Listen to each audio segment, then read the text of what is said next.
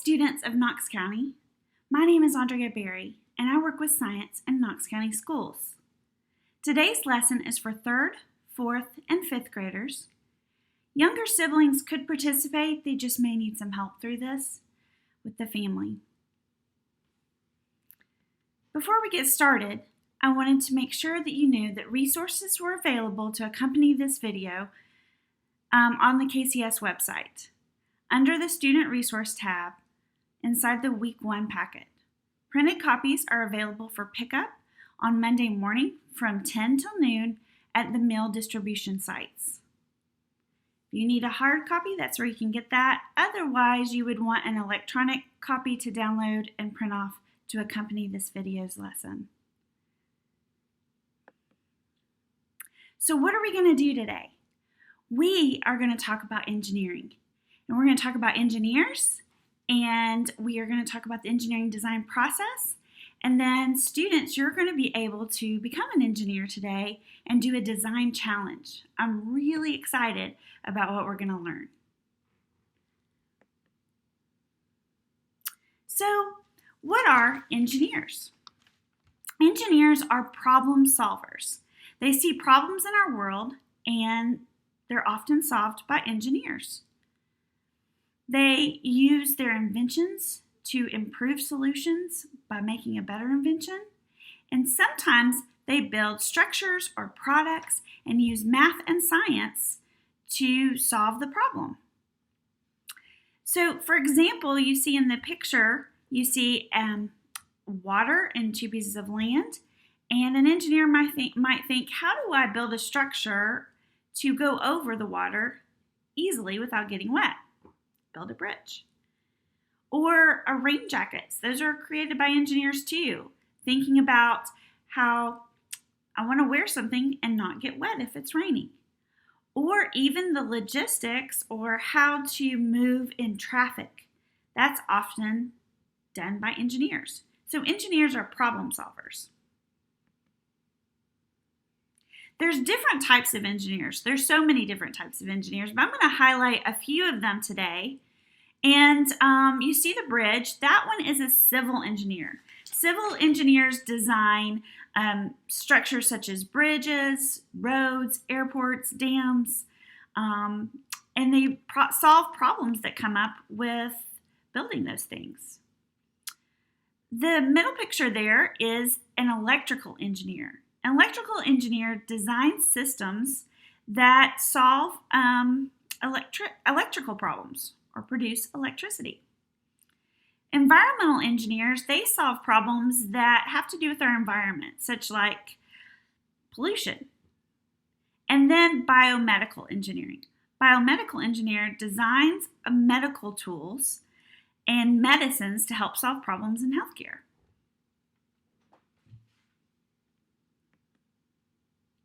So engineers follow a thought process and do this process when they're thinking about engineering. And that's called the engineering design process. And the engineering design process, we've kind of broken that up for you into 5 steps. So engineers start with asking a problem. And they ask, like, what is the challenge? What is the problem I want to solve? Are there requirements or limitations to solving this problem? What do I already know about this problem? A lot of times engineers make something that exists even better. And so sometimes they have to figure out, what do they already know? They ask some of those questions. And then they imagine or brainstorm solutions to solve that problem. And then they make a plan. Engineers don't just jump in and start building and creating.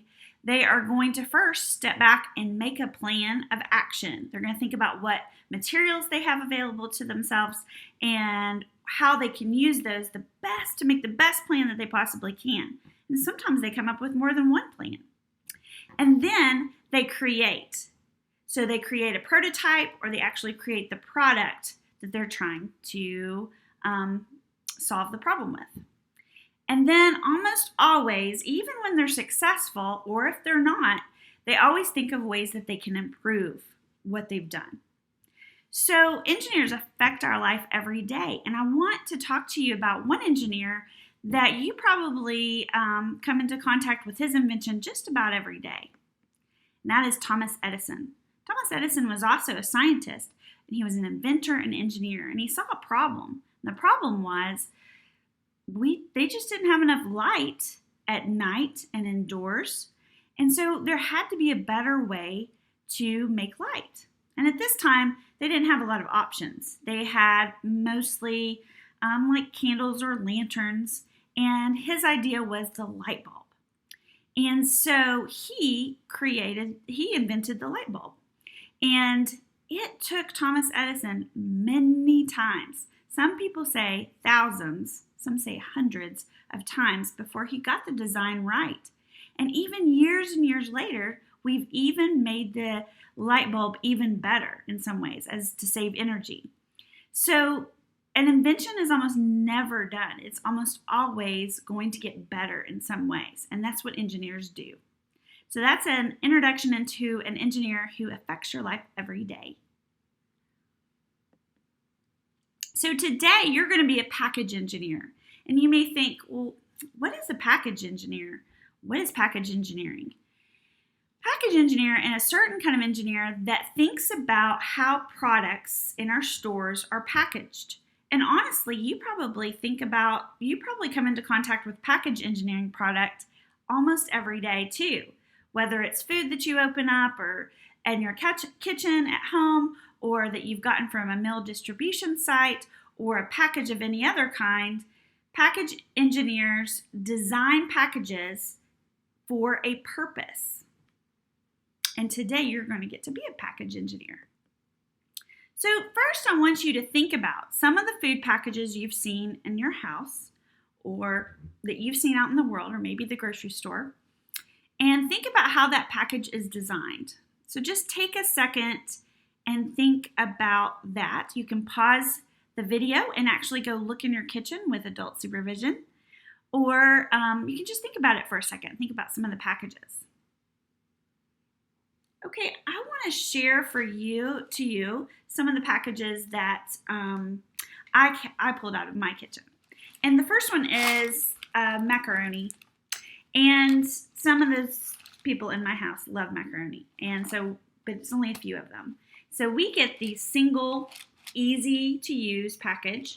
And if I'm looking at this, and I notice that it's made of a plastic, so that when water goes into it, I can put it directly into the microwave and heat it up and then eat out of it. It's already in a nice bowl. It's not in a different bag. It's really easy to use, and it's very functionable. So it has lots of functions with it. And so the packaging engineer that designed this really thought through, let me make it easy for my customer. A similar one is this design, which is a type of soup. And it's styrofoam on the outside, so it actually can't go in the microwave, but it's made because the styrofoam keeps your hand from getting too hot when you're holding the soup.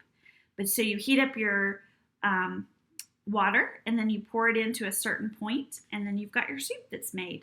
It doesn't go in the microwave, but when you hold it in your hand, it's not as hot because of the styrofoam. Another package is one of our favorites around here, which is a yogurt package. And we like this because they're quick and easy to go. You just rip off the top and eat right out of it. That's another example of a package that we use. And then here's one that maybe your family members may use. You may not use it as much, but it has a liquid in it, but it's made in a box. And it's almost, I think it is actually a paper product, but it's lined with almost a plastic coating to keep it waterproof so that the liquid inside is protected. And then there's an easy spout at the top. So engineers are the ones that design all these packages. And they have to think about a couple of things when they design these packages. First is they want to keep the food clean and sanitary. Second is they want to protect the food from unwanted change. They don't want the food to get destroyed in there, all mashed up, for example, if it doesn't need to be mashed up. Or they don't want it to be spoiled and have a chemical change of some sort. And they also want to identify the product for sales appeal. So people who like a quick, easy meal, like me, then they're maybe prone to buy a packaging like this, where it's quick and simple. So they think about, those are the 3 functions of what they think about when they're designing packages. So we're going to talk about potato chips. And I want you to think about a potato chips journey for a second. So the potato chip is packaged in the factory, and then different types of packages, and then it's put in boxes on a truck. The truck then drives several miles. It may be very hot or cold in the back of the truck, depending on the time of year, and then it goes unpacked and then into the stores on the shelves. So what about the package keeps it fresh and ready from the time that it leaves the factory to the time you get it at the store? And that's what we're going to think about, is that chip trip. So this is the time where you would need the handout that goes with this lesson. And there's some information on the sheet, but if you look in the middle where it says directions, it asks you to observe a chip container or think about a time you opened a bag of chips. Draw and label the important features or parts of the container. What do you notice? So I'm going to let you pause the video at this time and go to your activity sheet and fill out that box and think about the chip and its parts and label what about the design makes it work. Okay, so after you have hopefully thought about your chip design and you've drawn in your box there, I want to talk through some of the chips that I see in my kitchen and that I have. First is this one. So if I was to write in my box, I would probably notice that the shape is rectangular. I would notice that there are 3 seals at the top to keep it tight and keep air from escaping. Speaking of air, I noticed that the chips only go to about right here, and the rest is all air inside. Notice that too. I also have this type of chip container, and it has a lid at the top. And the chips are nicely stacked inside, and it's made of paper, a paper product. And I have a similar one here that's made of plastic. It's not the same shape, it's not a cylinder. But it does have a lid, and then it has another, I bet if I pull this off, I'm going to hear a puff of air. Oh yeah, it did. So it had a little puff of air in there. And I wonder if the engineer that did this thought this is not going to keep it sealed, so I've got to make sure that they have a good lid to keep on it. That's something I wonder. Okay. So talk about what you've noticed and what I noticed. And were there any similarities or differences? Did you notice something I didn't notice about your potato chips?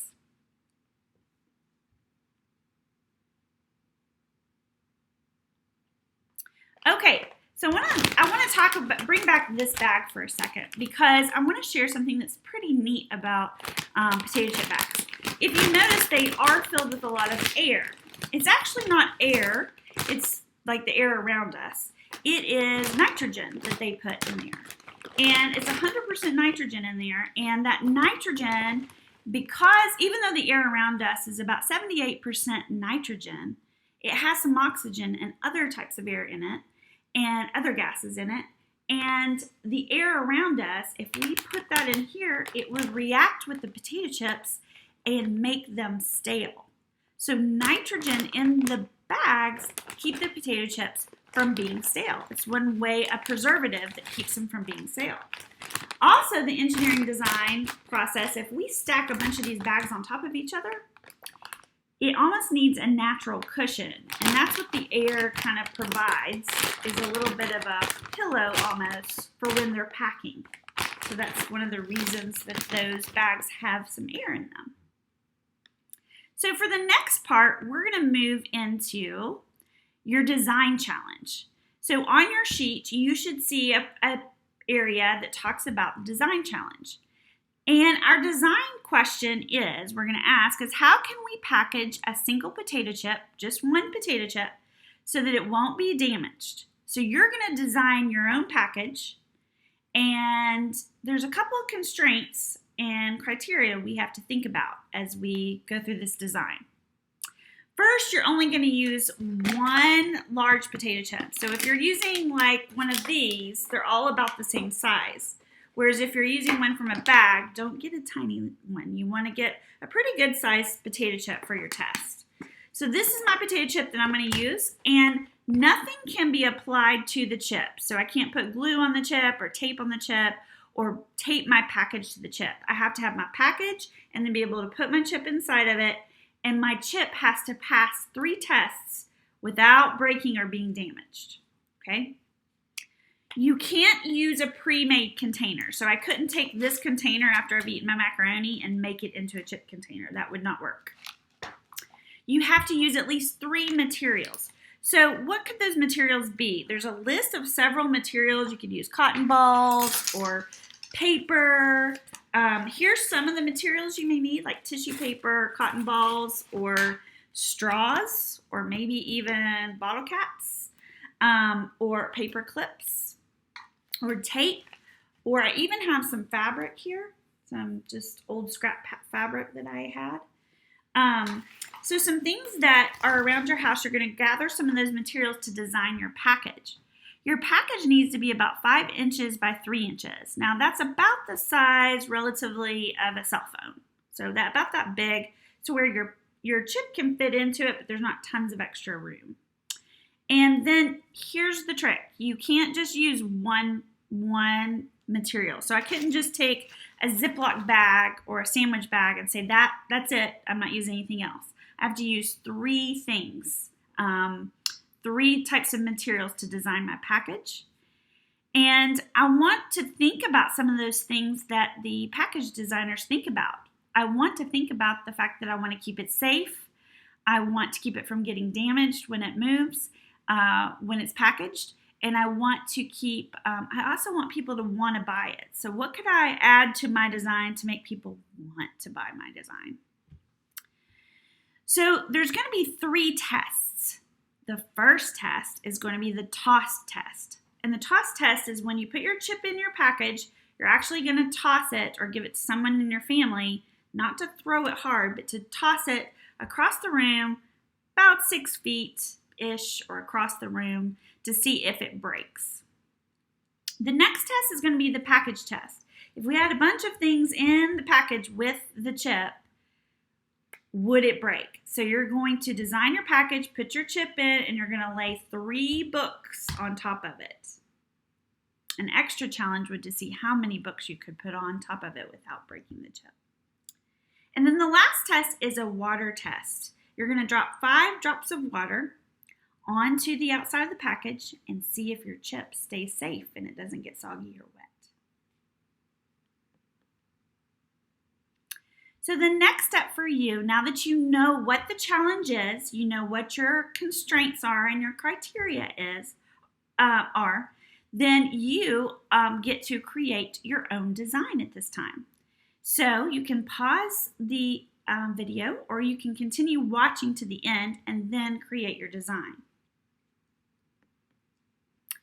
Once your design is created, you're going to test your design. And here on your sheet, you should have a little table that will show you the different tests, and you're going to decide whether yes or no did the chip get damaged. Even if a little bit of it broke off, it's damaged. So it would be a yes. If it's perfectly the same, then it's a no.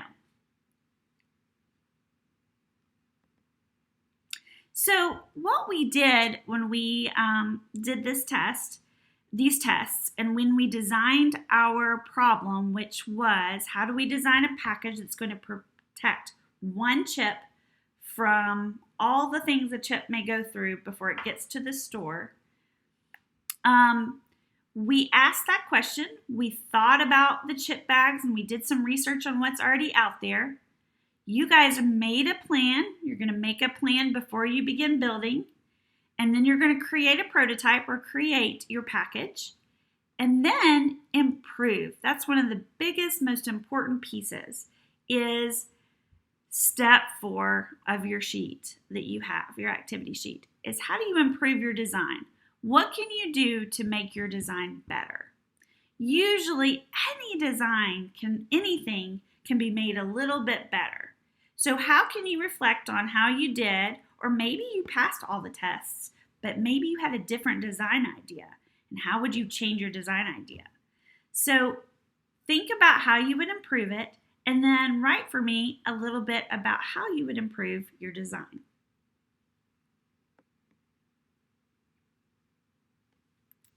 Students, thank you so much for joining us with the science lesson today. Remember, you can get these resources online on the Knox County site. And we are so excited that you're trying this lesson and that you're trying this design challenge. Our teachers miss you. We miss seeing you in the halls. And we hope that you and your family are staying very safe. Thank you so much and have a great day.